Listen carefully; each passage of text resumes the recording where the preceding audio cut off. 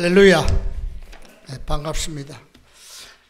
우리 주립 건강을 하나님께서 항상 안전하게 지켜주셔서 늘 평안한 가운데 생활했으면 좋겠습니다. 오늘 울어야 할 때에 울 수 있는 자의 복이라 하는 그런 제목의 말씀을 여러분과 함께 나누고자 합니다.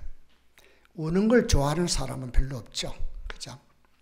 우는 것보다는 웃는 일을 더 좋아하죠. 그런데 성경에는 웃는 것보다 우는 것이 더 유익되다 그래서 잔치집에 가는 것보다 초상집에 가는 것을 더 원하라 그랬습니다. 왜냐?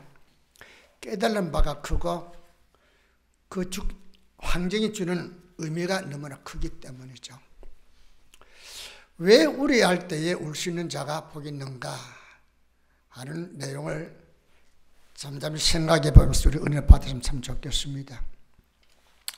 시카고의 큰 교회를 섬기는 카넬 크라크라는 목사님이 계셨습니다. 이 목사님은 기도하다가 하나님의 큰 은혜를 입고 늘 그 말씀에 사로잡혀서 말씀을 전할 때마다 하나님의 사랑, 하나님의 은혜를 전할 때 늘 새롭게 마음이 감격스럽게 다가와서 말씀을 전할 때마다 항상 울면서 설교를 했답니다. 우는 것도 한두 번이지 시간마다 말씀 전할 때마다 울게 되니까 처음에는 야 신선하다, 우리 목사님 은혜롭다 그랬는데 나중에는 점점 그 말씀 그 우는 것 자체가 보기 싫어서 신자들이 목사님을 흉보기 시작합니다. 뭐라고 흉보느냐? 울보 목사다, 흉을 봅니다. 그러면서 모이면은 우리 목사님 좀 안 울으시면 좋겠어, 이런 말을 하게 되고 수군거리는 걸 보게 되니까 목사님도 그 말을 듣는 순간부터 위축이 되기 시작하죠. 그래서 오늘은 올라가면 절대로 울지 않으리라, 눈물을 이제 나오는 걸 억지로 참기 시작을 하죠.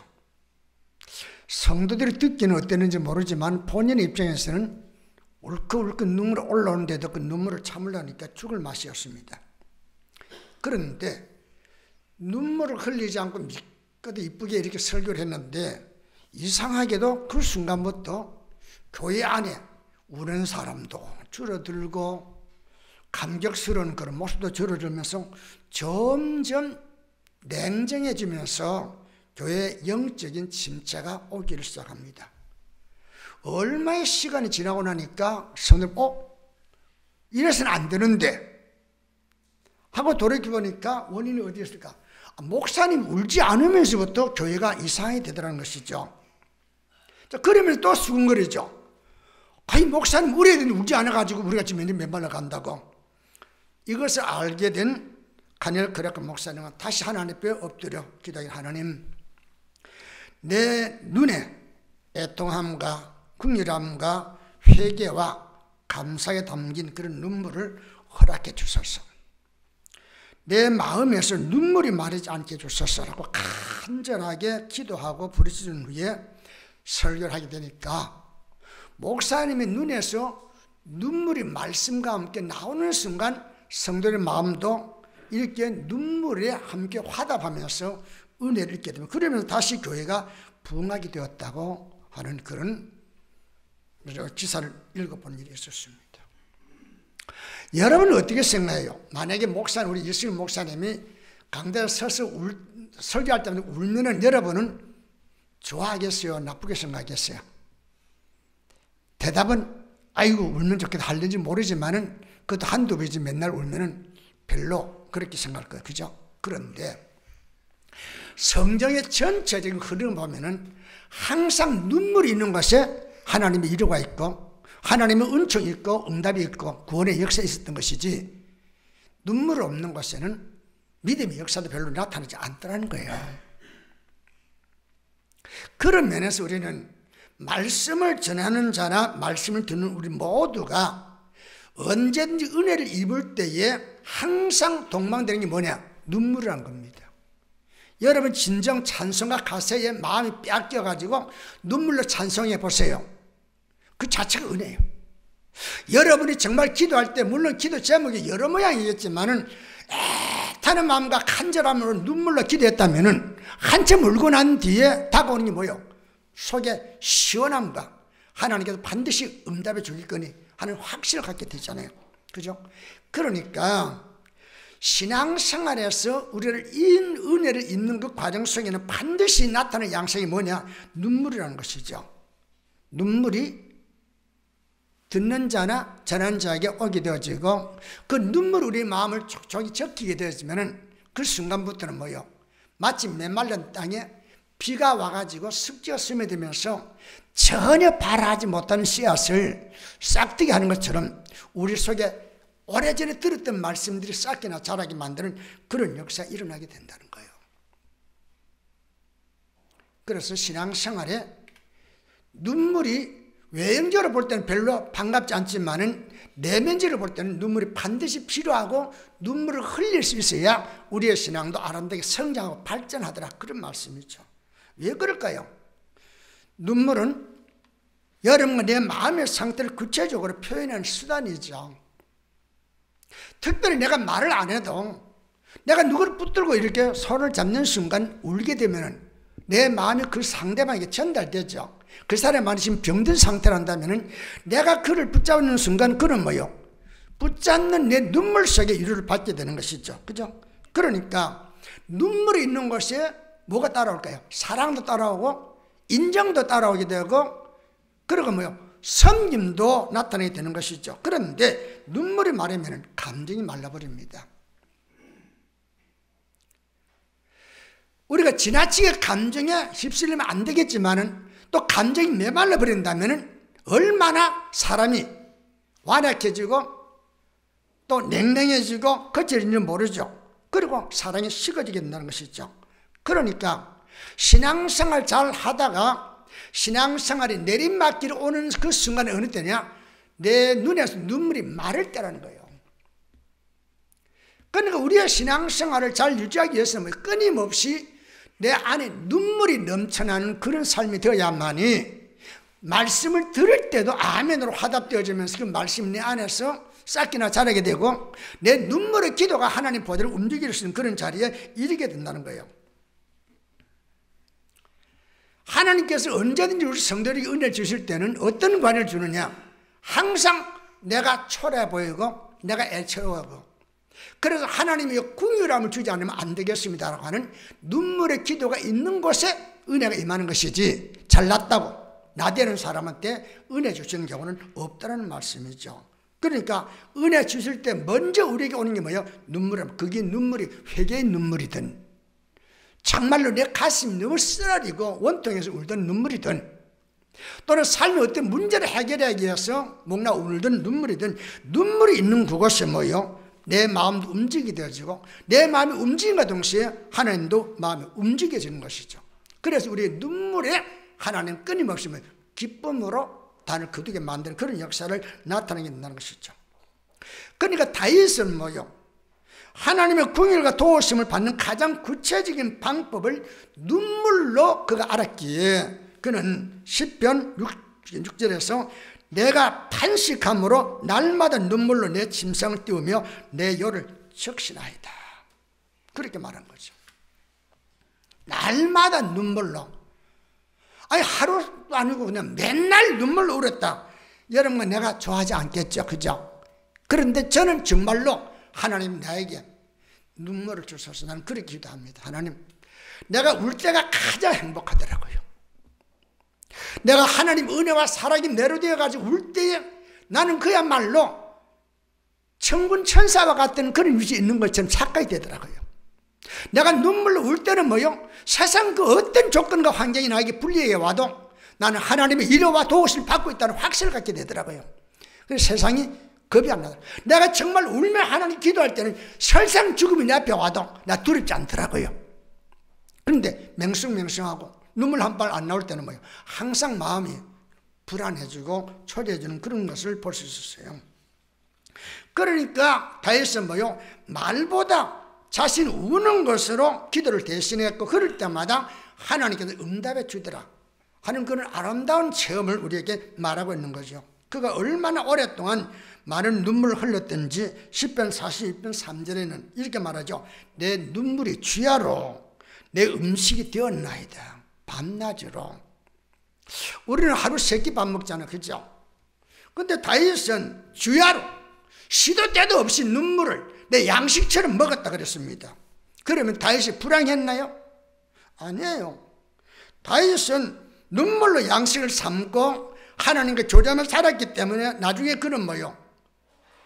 사도행전에서 내가 이새의 아들 다윗을 만나니 내 마음에 합한 자로 할렐루야. 그런 응답을 받고 그런 칭송을 받더라는 것이죠. 무엇 때문에? 어렸기 때문에.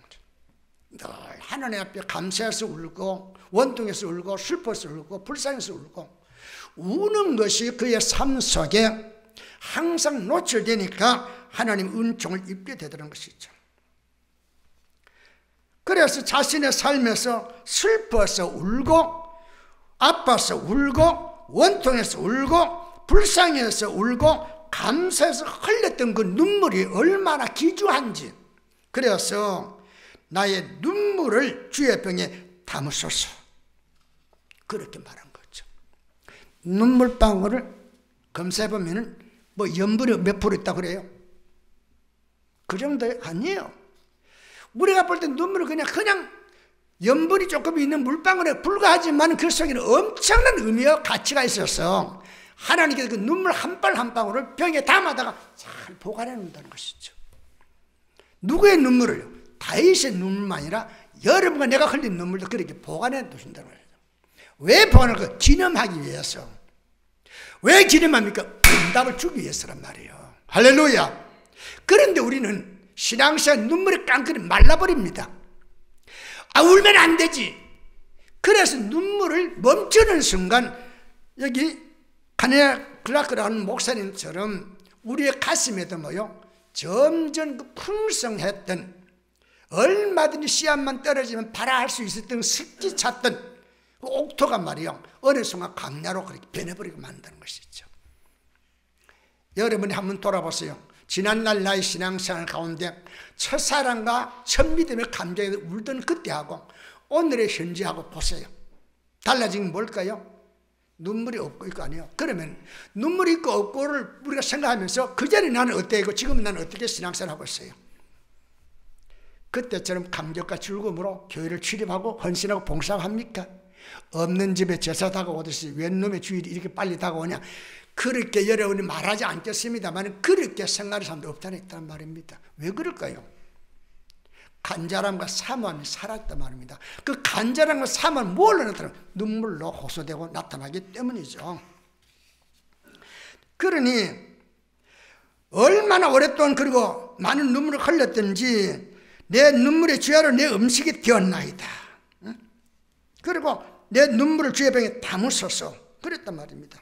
자신의 눈물이 하나님이 기쁘시게 받으실 수 있는 고귀한 가치와 의미를 지녀 하나님 은혜를 받게 하기 때문에 눈물이 너무 귀하다 그렇게 생각하셨어요.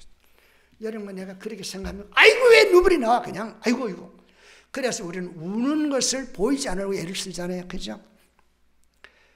그러다가 점점 내 안에 스트레스가 쌓이고 내 안에 원통함과 분함이 풀리지 않아가지고 그게 결국 엉그러져가지고 암이 되고 내 생명을 단축시키는 그런 자리 얼마나 많이 일어드냐 말입니다. 차라리 울면 해결될 수 있는데 울지 않으려 하다가,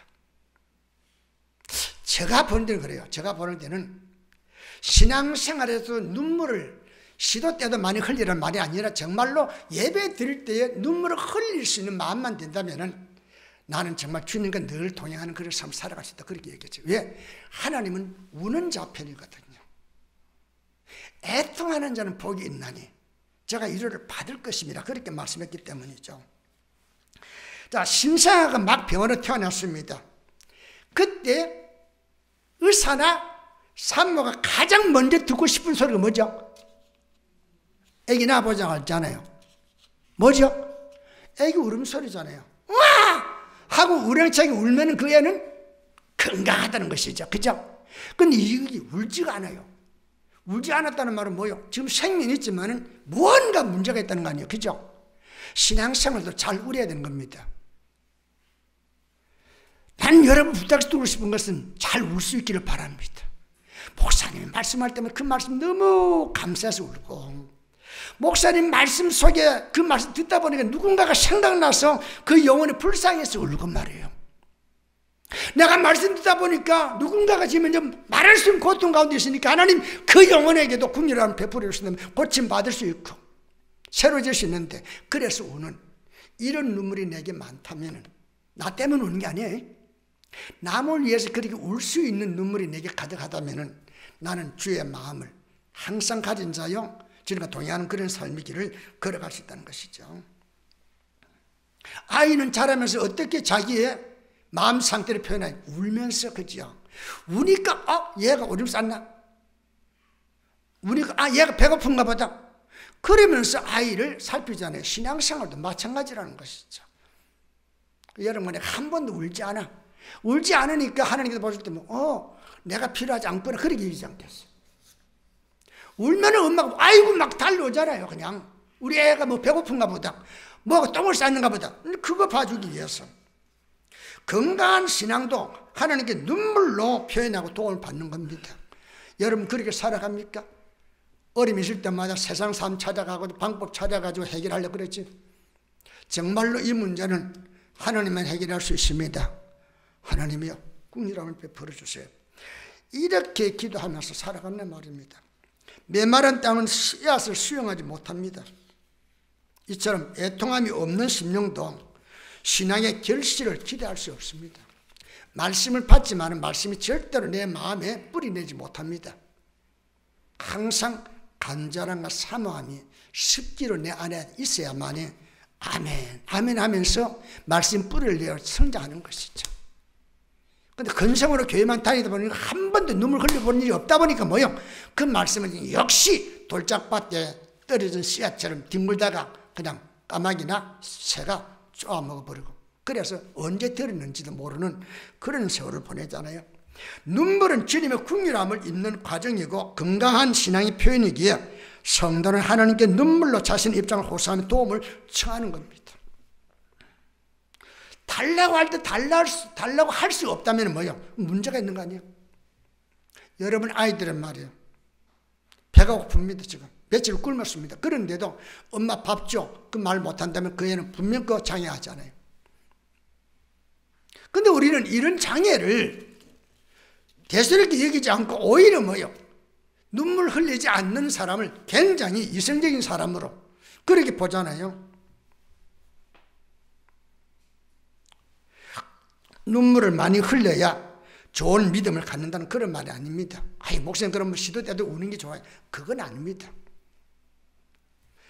자기의 잘못된 삶을 회개하는 눈물을 반드시 있어야 되겠지만 그 외에는 뭐예요?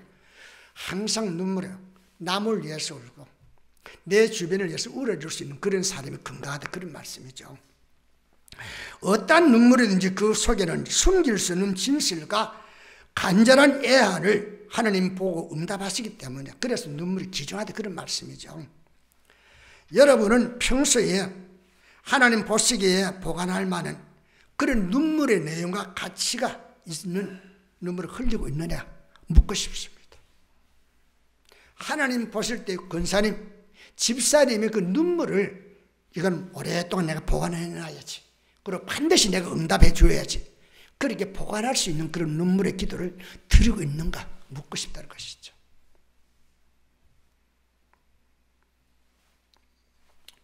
사울왕의 손자로 태어났기에 일평생 다윗의 원수로 살아갈 수밖에 없었던 무비보셋이라는 사람은 어느 날 찾아온 다윗 왕의 부르심에 이 종이 무엇이기에 왕께서 죽은 개 같은 나를 돌아보시나이까 라고 눈물로 왕의 은총을 감사하게 되죠.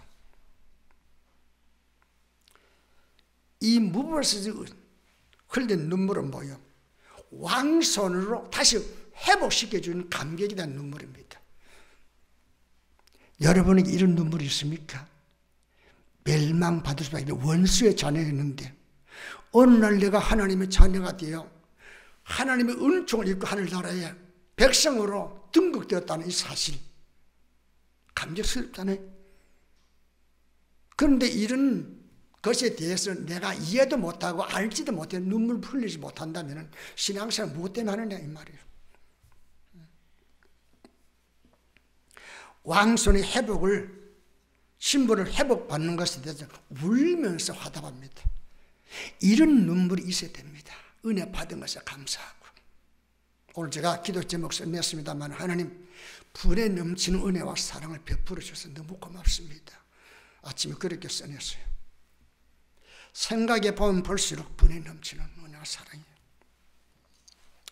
이사야 선지자로부터 당장 죽고 살지 못하려는 사망 통지서를 받은 히스기야는 하나님께 진실과 전심으로 살아온 지난날을 기억해 달라면서 여호와여 죽고 사는 것이 주의 손에 달렸으니 나를 치료하시며 나를 살려주옵소서 라고 눈물로 호소합니다. 그러자 내가 내 기도를 들었고 내 눈물을 보았노라.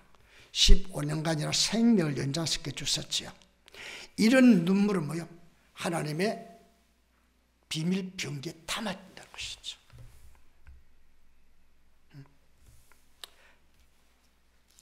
예레미야는 멸망에 가는 나라와 백성의 죄악을 생각하면서 밤에 슬피 우니 눈물이 밤에 흘렀다는 거 했으며, 또 어찌하면 내 머리는 물이 되고 내 눈은 눈물의 근원이 될까. 죽임을 당한 내 딸 내 백성을 위하여 주야를 울리로다. 조국의 구렁이 불타는 심정을 눈물로 부르짖었던 걸 보게 됩니다. 이런 눈물이 여러분 나에게 있어야 됩니다. 조국을 위해서, 전쟁을 위해서, 어려움 당하고 있는 사람들을 위해서, 지진을 위해서 어려움 당하고 있는 사람들을 향해서. 그들은 우리하고 상관이 없다는 게 아니라 주님, 우리도 그런 일을 당할 수 있는데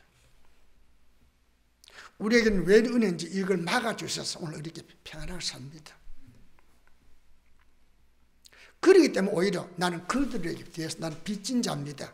그런 마음을 가지면 울 수 있는 우리가 된다면 우리의 마음속에 천국이 이루어지는 것을 우리가 경험할 수 있다. 그런 말씀이죠.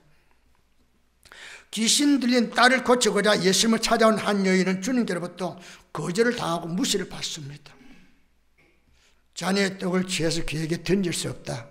얼마나 무지막지한 무시입니까? 그런데도 그녀는 주님, 개들도 주인의 상에서 떨어지는 부스러기를 먹나이다. 주여 나를 불쌍히 여겨주소서.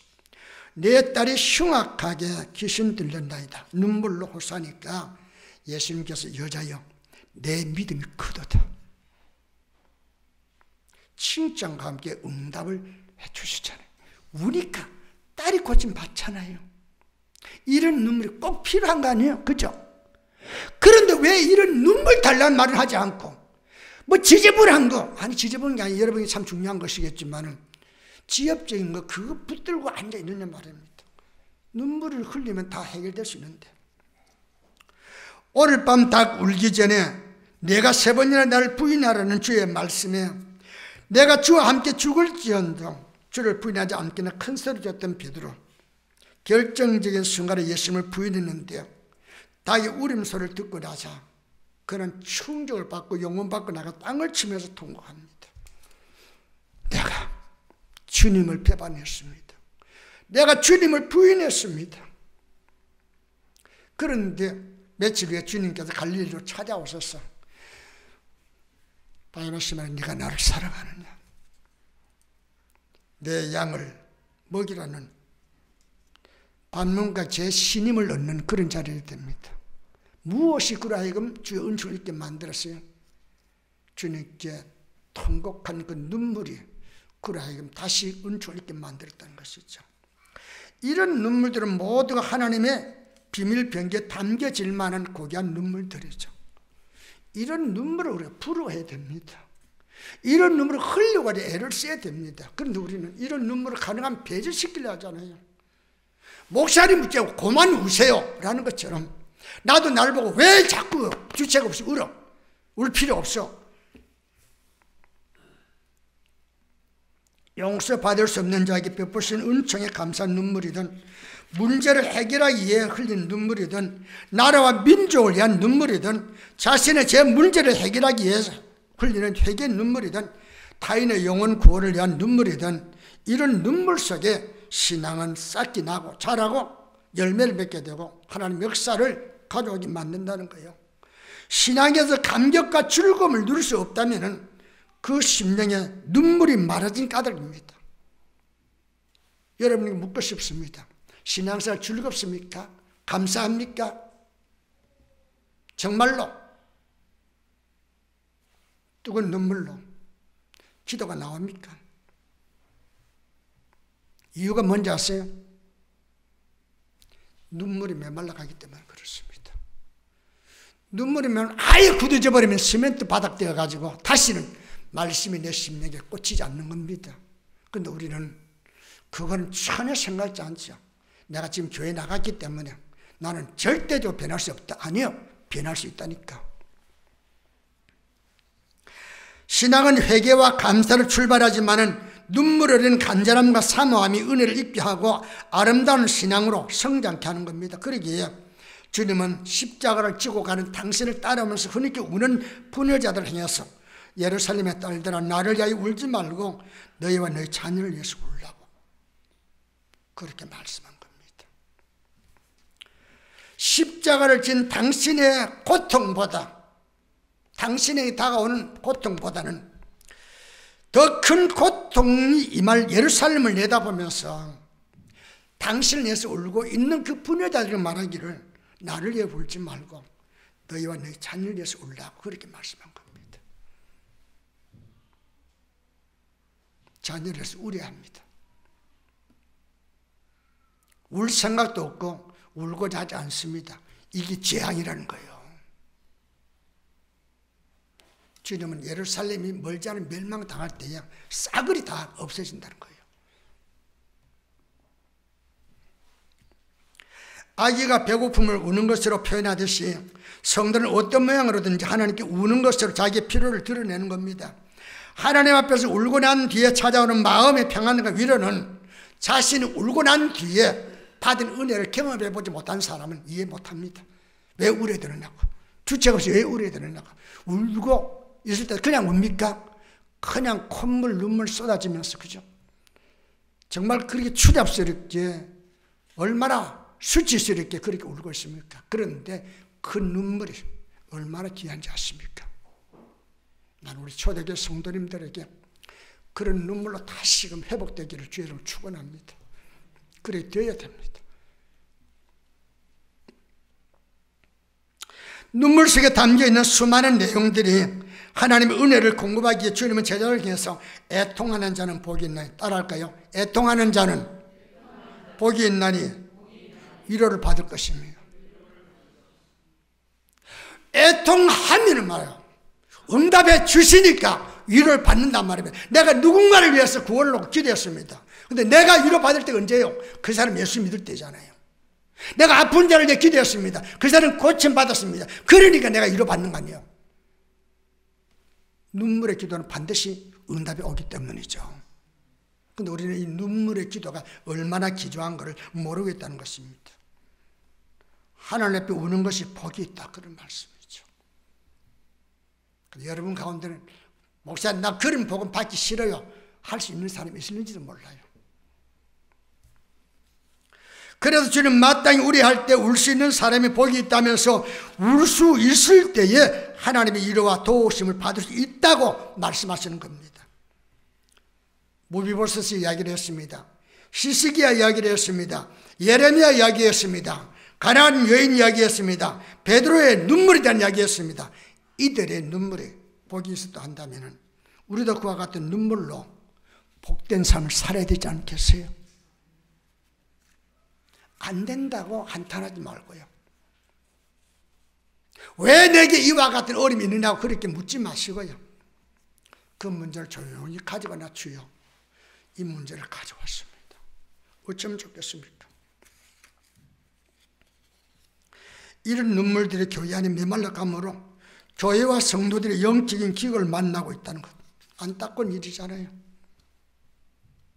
여러분이 눈물이 없다는 말이 아닙니다. 그냥 내 속에 오는 것은 뭐예요? 성도들의 눈물이 말라가고 있지 않나 하는 그런 생각이 든다는 거예요. 나 혼자의 생각일까요? 마음이 눈물이 메마르니까 찬송과 기도가 건조해집니다. 뜨겁지가 않아요. 이렇게 합니다. 그런데 뜨거우면 이게 오잖아요. 왜 그렇게 하느냐 말입니다. 내 안에 그걸 추진할 수 있는 힘이 없잖아요. 에너지. 그 에너지는 눈물이 와야 간절하고 사모하니까 부르짖는 겁니다. 회복받읍시다. 회복되어야 합니다.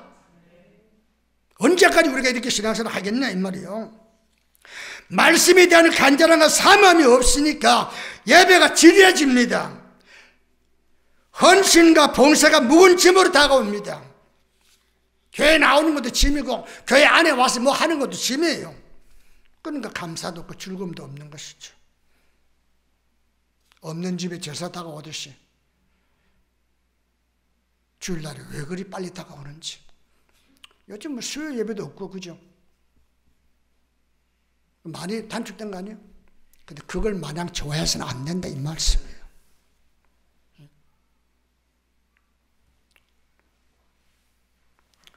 신앙생활의 기쁨과 감사가 회복되고 구원의 즐거움이 회복되는 데는 잃어버린 눈물을 되찾는 데 있습니다. 어떻게 하면 이 눈물을 되찾을 수 있을까요? 주여 나의 마음에서 눈물이 마르지 않게 하시고 이전에 있다가 말라버린 그 눈물을 다시금 회복시켜 주소서. 마땅히 우려할 때에 울 수 있는 심령이 복이 있다고 그랬습니다. 이런 심령으로 되돌아갈 수 있기를 주의 이름으로 축원합니다. 저희 눈을 감아보세요. 제가 하는 말을 잘 들어보세요.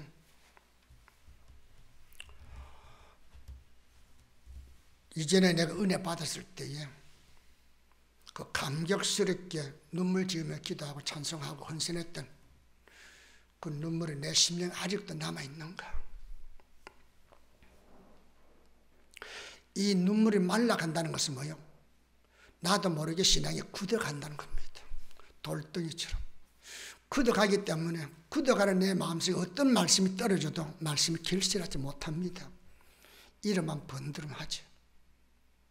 신앙생활의 열매를 찾을 수가 없다는 겁니다. 어디에서 이전에 눈물 어린 그 믿음을 이루는가? 잠시 생각해 보세요. 그 잃어버린 것을 다시 되찾기 위해서 주님의 도움을 구하세요. 눈물이 회복되어야만이 간절해집니다. 사모함이 넘칩니다. 그리고 그 눈물 속에 떨어진 말씀의 씨앗이 나로 하여금 행동에 옮기게 만듭니다. 그래서 신앙이 살아나고 기도가 되고 찬송이 나오고 전도가 되고 봉사가 나오고 아름다운 응답의 역사를 가져오시는 겁니다. 주님, 나를 불쌍히 여겨주소서. 눈물을 회복시켜 주세요. 우리 2, 3분 정도 한번 통성으로 기도하기를 바랍니다. 우리 주여 한번 부르 기도합니다. 주여! 하나님 아버지, 우리의 심령에 눈물이 메말라 있습니다. 그렇게 감격스럽고 그렇게 뜨겁게 불렀던 찬송, 그렇게 통감이 외쳐 호소했던 그 눈물, 우리의 심령 말라버린 지 오래됩니다. 그래서 말씀 우리의 심령에 뿌려지지만은 말씀 뿌리를 내리지 못해서 우리의 신앙이 열매 없이 수년간을 그렇게 지내왔습니다. 하나님, 이제 그 눈물을 되찾아야 되겠습니다. 어떻게 이 눈물을 되찾을 수 있겠나이까? 하나님이여, 불쌍히 내게 주옵소서. 우리에게 눈물을 회복시켜 주시고 눈물의 아름다운 열매가 나타날 수 있는 그런 우리의 삶이 될 수 있도록 하나님 은총을 베풀어 주시옵소서. 예수님 이름으로 기도합니다. 하나님 아버지, 우리할 때에 우는 자가 복이 있다 그랬습니다. 그런데 우리할 때가 너무 많은데도 우리의 심령에 눈물이 나오지 않고 눈물이 메말라 있습니다. 나도 모르는 사이에 신앙의 병들이 있습니다. 주님, 우리를 치료해 주시고 우리를 변화시켜 주셔서 눈물과 함께 기도하고 눈물과 함께 찬송하고 눈물과 함께 말씀 듣고 눈물과 함께 헌신할 수 있는 살아있는 믿음의 실체가 될 수 있도록 우리 성도들에게 다시 한번 눈물을 회복시켜 주옵소서. 예수님 이름으로 기도합니다. 아멘.